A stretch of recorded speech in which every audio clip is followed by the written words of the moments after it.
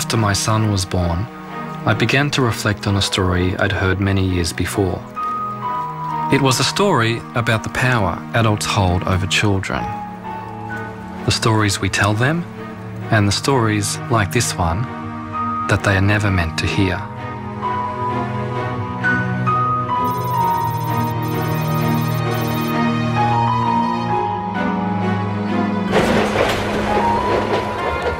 The 6th of April 1966 started just like any other day in the city of Melbourne.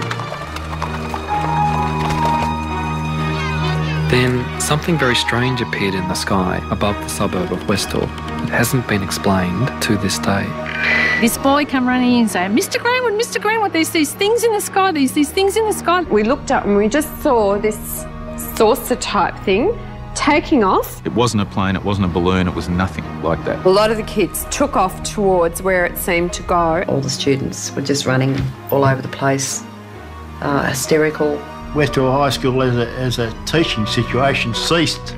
My girlfriend and I sat on the fence, climbed the fence, the school boundary, and we were crying, thinking it was the end of the world.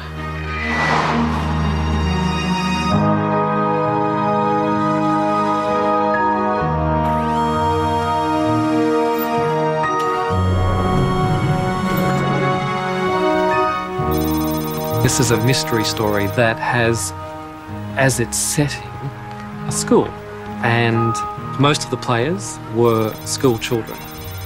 They had this extraordinary experience, which they then tried to share with adults, and a lot of them had a lot of trouble doing that. They were disbelieved, almost stigmatised.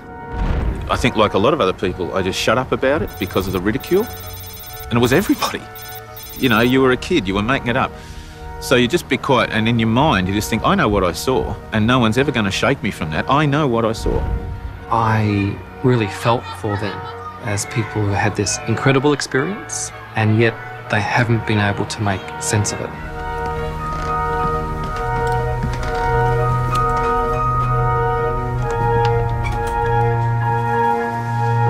This is the biggest mass UFO sighting in Australia, yet it seems to have been suppressed, deliberately kept out of the public view. Like the witnesses, I want to find out why.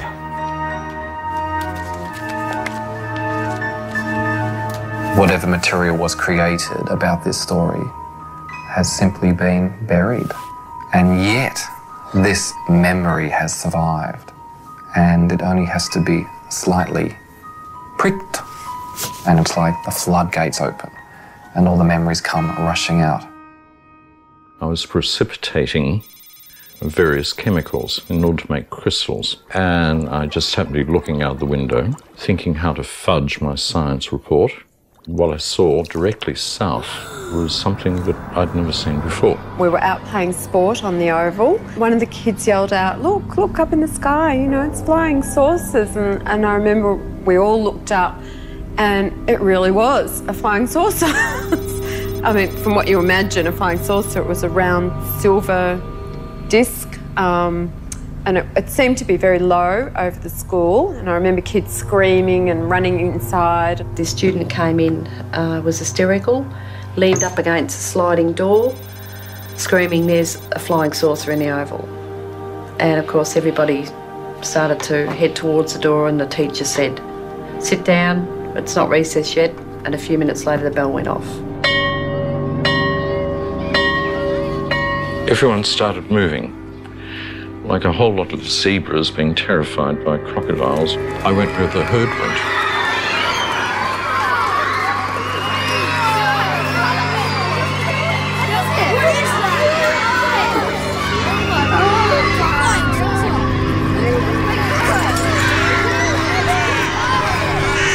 Barbara Robbins was the chemistry teacher at the time. And she just grabbed a camera and started clicking.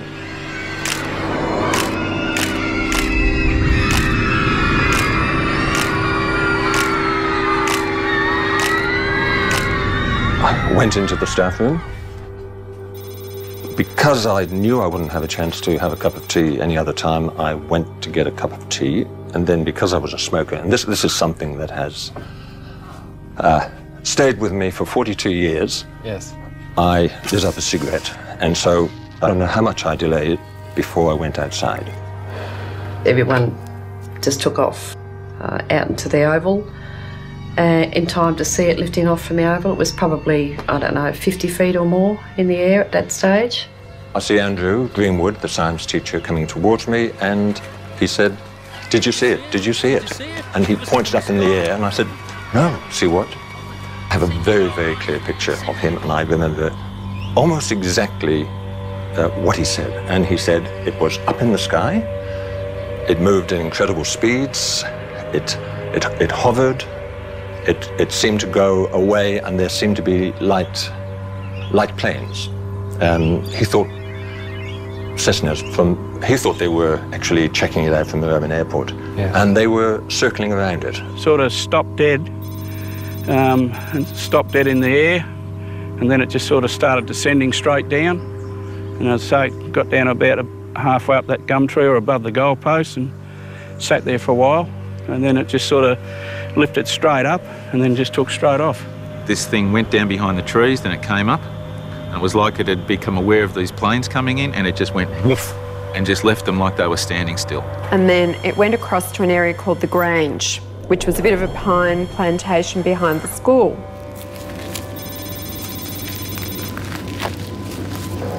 Because I walk around with the Westall story inside my head, as soon as I enter the landscape of Westall, out it comes like a three-dimensional children's storybook. It pops up out of the soil.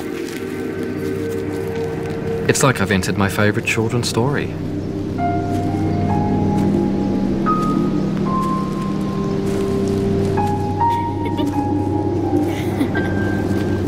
The Grange was a special place for Westall students. It's where they went on cross-country runs, but it's also where childhood games and hunting for lizards gave way to illicit smoking and steamy liaisons.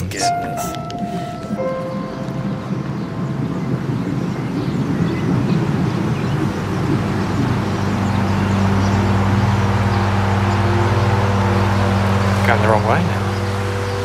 Let's be back here.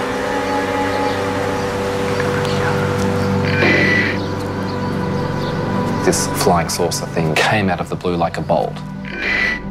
It's intertwined with romping around down at the Grange, out of sight of the school authorities or their parents. It has that sense of being involved with something dangerous or clandestine, and they were part of it. A lot of the kids took off towards where it seemed to go, and it disappeared down behind the trees. So we all got through this fence and ran towards where it had appeared to land.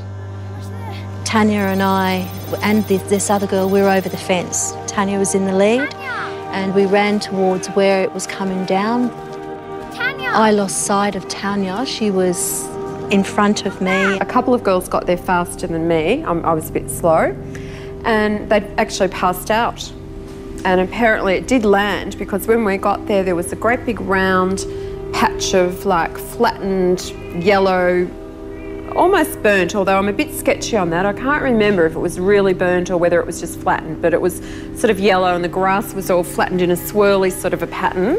Before I got there, the disc came back up again, so I stopped chasing it. We looked up and we just saw this saucer type thing taking off, and it seemed to turn side on and just disappear into thin air.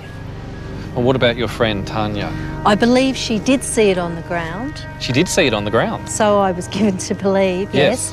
But I went back to school, and Tanya went back to school and basically had gone all to pieces.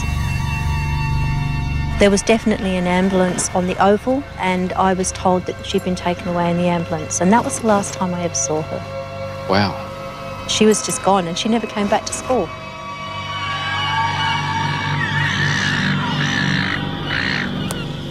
Tanya wasn't the only person who saw the craft on the ground. Before they headed over to the Grange, Victor Zakruzny says 2 objects landed in a grassy paddock where a street is now. Well, the kids were hanging on the fence there. There's quite a few kids there. It's a high fence, and I got up Got up to the top there and all you could see is two discs, one there and one a bit further away, probably 3 metres apart. I could hear somebody in the background saying, "Stay away, don't jump the fence." And so I said, "Oh, bugger, I'm going over the fence." The craft probably would have been about there. And there was another one set back a bit on an angle, probably just about there. There's a few kids walking around there, and I was the only one on this side. I got up to it to want to touch it, and it was, well, you could feel heat about a metre away coming from it. It was pretty warm or hot, and within a minute or so, it just, both of them just lifted up at the same time, about this height. And I seen, oh, that was breathtaking watching that, and then it just gradually lifted up, and then went off towards the pines.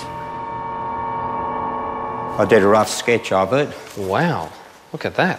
This is the view from underneath. That's like underneath. There's no seams, no joints, it's just smooth metal. Normally an aircraft has sheet metal, pipe rivets, or all that sort of stuff there. This looked like come out of a mould or something like that, all one smooth piece of metal. It was just incredible. It's just something like you see in the movies. But this is more than just cinema. If we look at the possibilities for this story, they are extraordinary.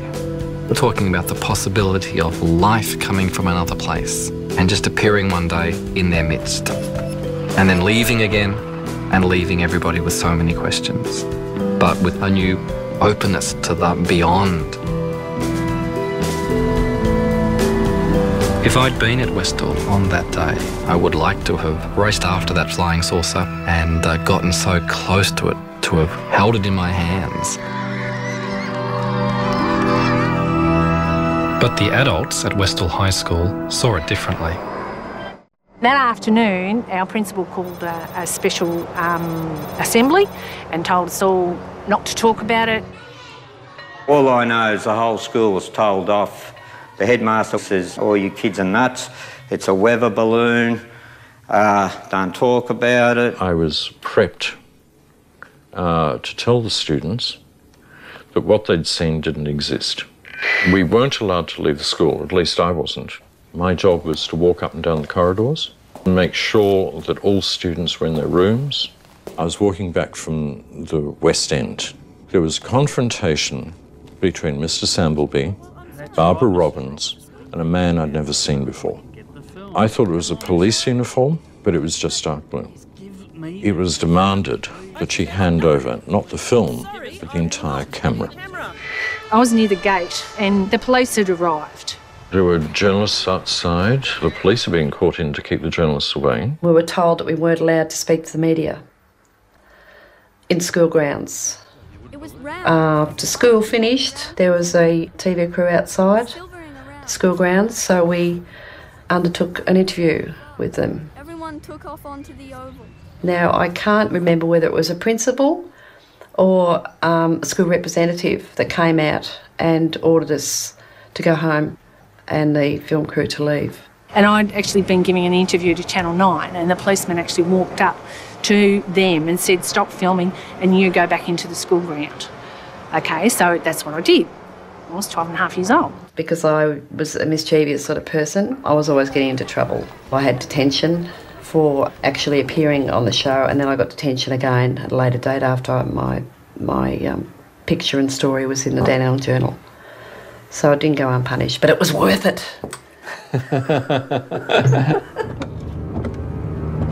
I now had 2 new leads to follow, Channel 9 and the Dandenong Journal.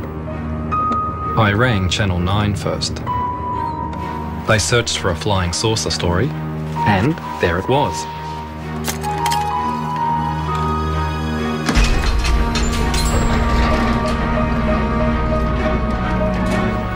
Now all I have to do is find the can with the matching number.